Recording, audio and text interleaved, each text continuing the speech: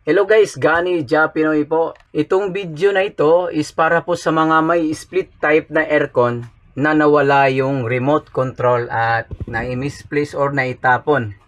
So, wag po kayong mag-alala kasi sa video ito, ituturuan ko po kayo kung paano natin paganahin yung aircon na walang remote.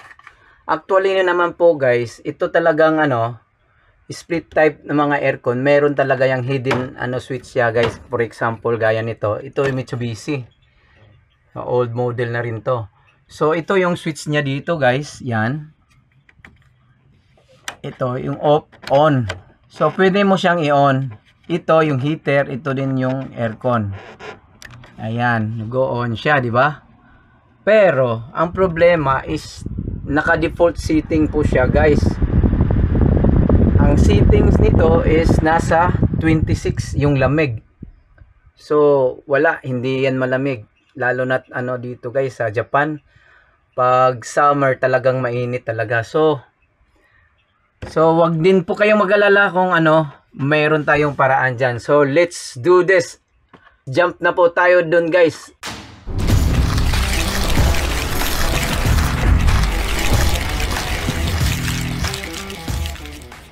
At ito na po yung nabili ko guys. Yan, Universal Easy Remote. Ganyan siya guys. Nabili natin sa Amazon sa halagang mahigit 300. Kung kayo guys, kung madalian, nasa 700. 1 day shipping. At ito na po siya, ang remote control. So nakita natin dyan sa ibabaw, 1,000 in 1. Universal Easy Remote. Yan. So, nalagyan ko na ng battery ito siya guys. Nalagyan ko na yung battery. Pero hindi pa yan magpa-function dyan. Oh. Wala. So, ngayon, tuturuan ko kayo step by step kung paano. Madali lang po siya guys. Madali lang po siya.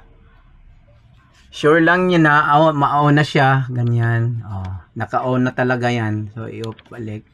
Naka-on na. So, ang gagawin natin, i-on natin itong remote. Yan, naka-on na siya. And then, dito may set.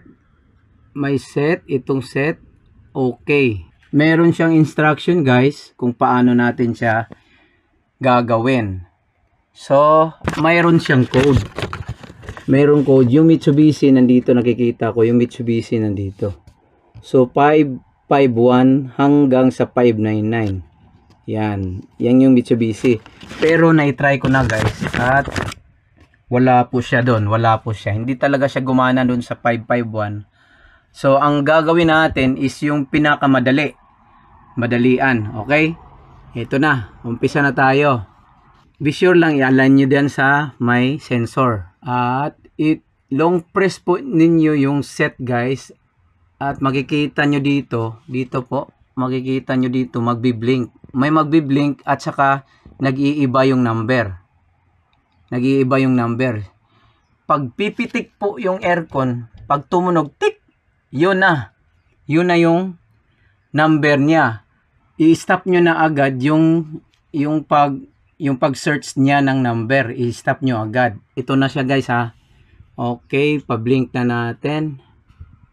Magbi-blink siya, nag-iiba yung number. O, yun. Tumunog. Tumunog siya, di ba? Mag-stop ka na, guys. I-stop mo na. Ayan. So, tumunog siya sa between 2:10 hanggang 2:30. So, yun. Ang gagawin natin, imano-mano natin siya. Kasi hindi lumampas yun sa kanina, di ba? Lumampas siya, hindi pa yan, oh. Hindi mo may control. Hindi mo pa may control, di ba? Ayan. O, i-off mo eh. Hindi, oh. So, imano-mano natin ulit. Ganito siya. Long press. Long press. On mo na.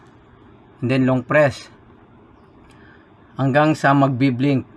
O, yan. Nagbi-blink na po. Nakikita natin. O, yan. Nagbi-blink na.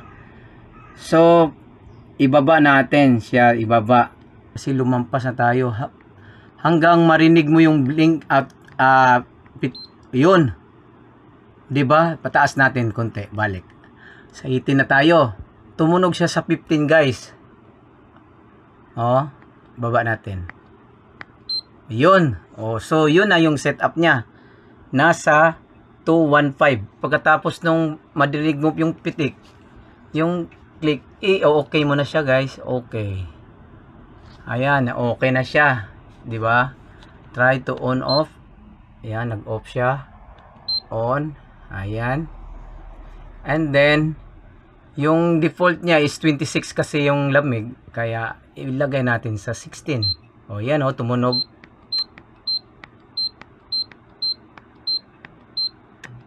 Sige, 16 na. O yan na. Nag-on na yon aircon natin. At saka yung wind. Palakasin natin yung wind. Ayun. Ayan o. Yun na siya guys. Diba? Sulit. Legit pala to. Legit guys. Legit. Universal remote. Legit talaga guys. So yan o. Oh. So para po sa mga may katanungan po, just comment down below po kung hindi nyo talaga naintindihan yung na-vlog ko. So just comment down below para masagot natin. So ayan lang po guys, oh. Off. On. Oh, yan lang po siya guys.